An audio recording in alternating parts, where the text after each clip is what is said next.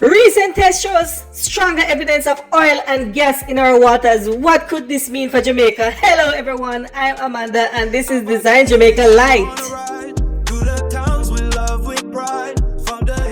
To tell you the truth, I think you guys have heard enough from me for now. So let's first hear it from the horse's mouth and we will break it down later on. United Oil and Gas PLC has identified potential thermogenic hydrocarbons in offshore samples from its Walton and Morant license, signaling further evidence of an active petroleum system in Jamaica.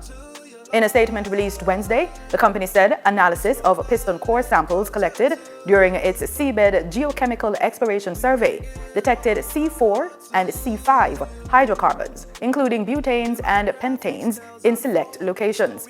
According to the company, these types of hydrocarbons are typically associated with thermogenic processes rather than biogenic gas systems, suggesting the possible presence of deeper oil and gas sources. The findings are based on geochemical analysis of 42 piston core samples taken across the licensed area offshore Jamaica. United Oil and Gas noted that the results add to existing evidence of supporting petroleum potential in the region, including satellite-detected oil slicks, data from previous wells, natural oil seeps, and surface outcrops. The company adds that petroleum system modeling also indicates the likelihood of oil-mature source rocks within the license area. There's cautious optimism this evening among Jamaicans following news of traces of potential billions of barrels of oil off Jamaica's coast. The survey by United Oil and Gas shows traces of oil and gas in the Walton and Morant basin. But as Carla Ramdeen reports, Jamaica's Energy Minister is urging caution. Jamaica could be one step closer to oil, as United Oil and Gas says seabed samples in the Walton and Morant Basin show signs of an active petroleum system. Preliminary analysis detected traces of thermogenic hydrocarbons, including butanes and pentanes, suggesting potential for billions of barrels in prospective resources. The Ministry of Energy, Transport and Telecommunications says the company has exclusive rights to explore the area. While noting the news is promising, Portfolio Minister Daryl Vaz is urging caution. We will not know definitively until such time as we drill a well, which will require the company, United Oil and Gas, to raise between 60 and 70 million US dollars through partnerships with big oil companies to drill a well. The results of that will be the most telling and conclusive. Despite Energy Minister Daryl Vaz urging caution, Jamaicans are still excited about the possibilities ahead. It's going to bring a boost to Jamaica. It's going to be our turning point on a very large scale. It's going to bring multiple jobs, but it must be orchestrated properly, not politically. Certainly this gentleman is right, because this is what bothers me. It is what terrifies me even most, to know that we've been waiting so long to find this fortune and for it to be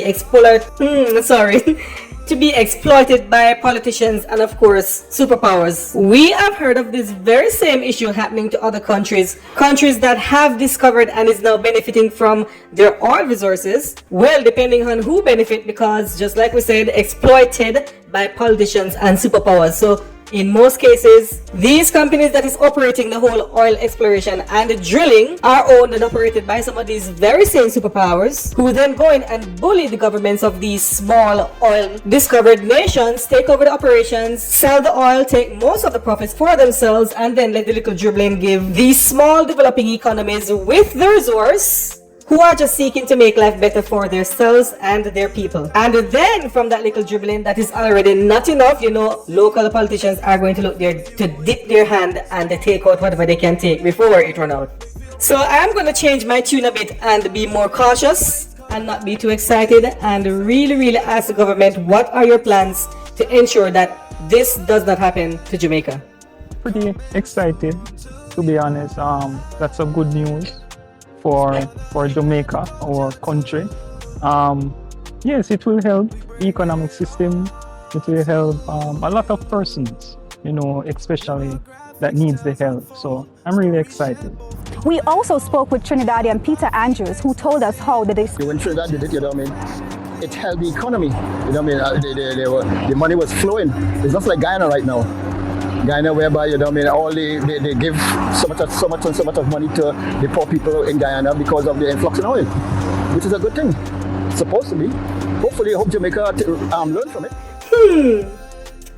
And in recent times, if you've been following Caribbean news, Trinidad and Tobago, the oil-rich twin island republic, has not been doing so well economically these days. But others say the discovery will not make a difference. Whether them drop the price or them raise the price, it don't make a difference because it's still over there, and as quick as you brought the money, it don't same time. So, you know, it's a case where, you know, the value of the things them can drop, but the things them still expensive. It's still expensive.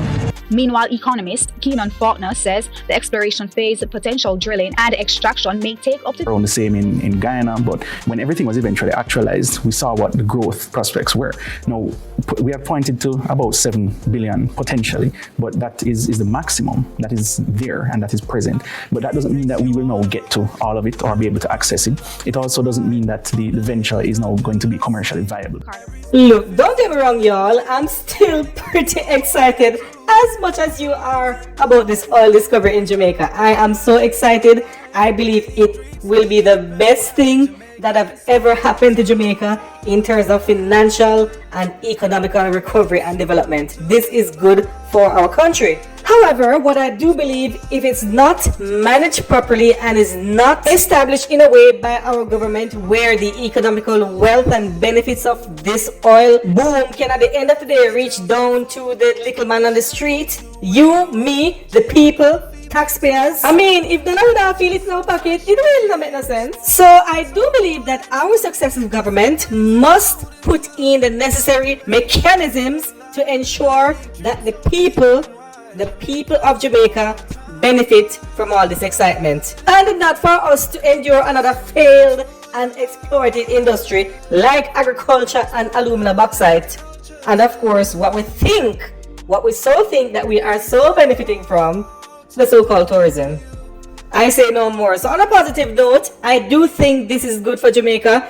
It's still not concrete yet that we have really found oil, because we still have more hurdles to cross, as one specific item that I heard was mentioned by the Minister of Energy, Minister Daryl Vaz, that monies over probably $100 million will have to now be generated so that they can officially dig an oil well, so that we can get concrete evidence of the product itself and how many that's there. And even if there is an extraordinary amount of oil there in our waters, there will still be more hurdles to cross and more time to consume as we await funding from United Oil and Gas itself, as well as other partners and the Jamaican government, so actual drilling can start where we start to earn. And that's going to take approximately the next 3 to 4 years, so a whole lot of stuff that goes into all of this. But that's the least. Regardless of all of that, trust me, the news is better than nothing. At the end of it all, Jamaica is about to benefit